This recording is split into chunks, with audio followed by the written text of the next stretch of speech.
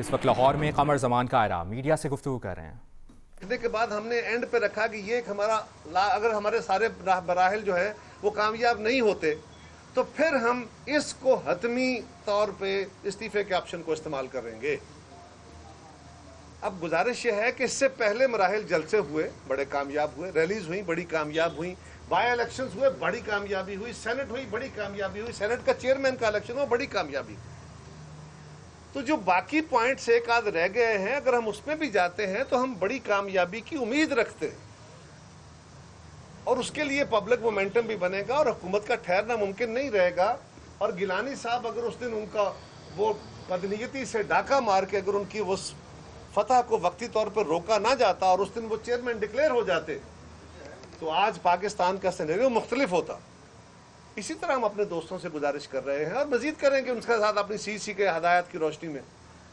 کہ ہمیں ہماری گزارش کو سنیے ضرور۔ ہوا یہ کہ گیلانی صاحب کا الیکشن ہوا چیئرمین سینٹ کا، اور اس کے بعد پی ڈی ایم کی میٹنگ رکھی گئی، تو جو باتیں میٹنگ کے اندر بیٹھ کے کرنی چاہیے تھیں، ہم سے تو نہیں کہا گیا کہ اس میں استعفے دینے کا آپشن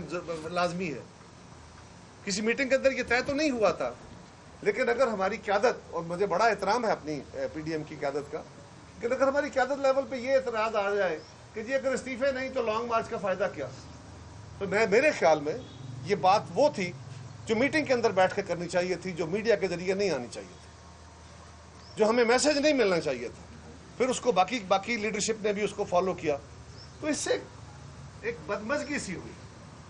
تو ہم اسی لیے بار بار گزارش کر رہے ہیں کہ جو باتیں بند کمروں میں بیٹھ کے قیادت میں کرنی ہوتی ہیں، بہت سارے اختلافات ہوتے ہیں، اگر وہ اختلافات ہم آپ کے ذریعے بیٹھ کے میڈیا میں ڈیبیٹ کریں گے، آپ نئے نئے سوال اٹھائیں گے تو اس سے ابہام بڑھ جائیں گے۔ تو ہمارا موقف آج بھی ہے کہ ہم استعفوں کے آپشن کے ساتھ ہیں۔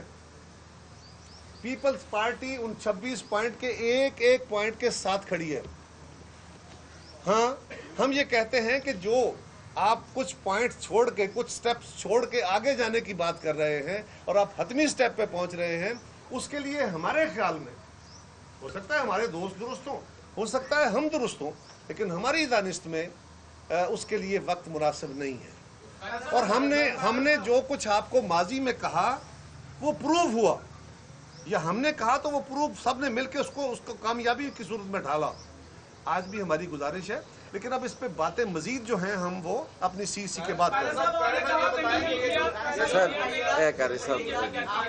جو باتیں میٹنگ میں ہونی چاہیے وہ بات زیادہ کلیئر ہوگی، تو آپ بھی سمجھتے ہیں کہ اگر زیادہ لیٹ ہوگی میٹنگ تو بھاگ زیادہ پیدا ہوگی، تو اگر جلدی ہو جائے میٹنگ تو آپ کیا سمجھتے ہیں؟ ہماری کوشش یہ ہے کہ جلدی ہو، لیکن کیونکہ ملک بھر سے لوگوں نے اکٹھا ہونا ہوتا ہے، سی سی جو ہے ہماری، تو اس لیے ہماری روٹین میں ایک سی سی تھی جو ہونی ہے روٹین میں، تو اس میں ہم نے رکھا کہ یہ ایجنڈا اس کا بھی آئٹم ہوگا، اور اس میں سارے ملک سے لوگ آئے ہوتے ہیں تو زیادہ بہتر اس پہ ڈسکشن ہوگا۔ آپ نے کہا کہ پی ڈی ایم کے تمام نکات پر پیپلز پارٹی عمل کرے گی، تو پھر سینٹ میں اپوزیشن لیڈر کے لیے مسلم لیگ ان کو ووٹ دے گی پیپلز پارٹی؟ جی، پیپلز پارٹی یہ کوئی ہمارا، پہلی تو بات ہے، چارٹر کا حصہ نہیں ہے۔ میں نے گزارش کی ہمارے چارٹر کا حصہ نہیں ہے۔ یہ ہمارے دوستوں نے کسی میٹنگ کے اندر گفتگو کی تھی، اور اس کے اوپر بھی ہمیں ان کی رائے کا احترام ہے، لیکن ہم کیا کہہ رہے ہیں، یہ جو گفتگو ہے کہ پیپلز پارٹی کسی اصول سے انحراف کر رہی ہے، بالکل غلط۔ پہلی بات تو یہ کوئی طے شدہ اصول نہیں تھا، کچھ میٹنگز کے اندر ڈسکشنز ہوتی ہیں جو فائنلٹی میں نہیں جاتی، یہ لیڈرشپ لیول پہ کوئی ڈسکشن اس کی نہیں ہوئی تھی، کمیٹی کے اندر بات ہوئی۔ دوسری گزارش یہ ہے، پھر بھی ہمیں ان کی باتوں کا احترام ہے، دوسری گزارش یہ ہے کہ گیلانی صاحب کو جب پیپلز پارٹی نے کہا کہ سینٹ کے الیکشن میں حصہ لینا چاہیے، تو گیلانی صاحب کو مسلم لیگ نے، جے یو آئی نے، ہمارے تمام پی ڈی ایم کی جماعتوں نے ہمارا ساتھ دیا، ان کو کینڈیڈیٹ بنایا، ان کو ووٹ دیے، ہم ان کا شکریہ ادا کرتے ہیں دلی طور پہ، اور انہی کے تعاون کی بدولت ہم کامیاب ہوئے۔ لیکن یہ بات بھی طے شدہ ہے کہ یہ کچھ جیتی ہوئی سیٹ اپوزیشن کی نہیں تھی جو پیپلز پارٹی کو فیور کے طور پہ دی گئی۔ پیپلز پارٹی نے خود والنٹریلی پی ڈی ایم کے لیے یہ جدوجہد کا ایک میدان لگایا اور خود اپنے آپ کو آفر کیا، اس مشکل میں ڈالا، اس مشکل میں ڈالا۔ ان سب دوستوں کے تعاون سے ہم وہ سیٹ جیتے،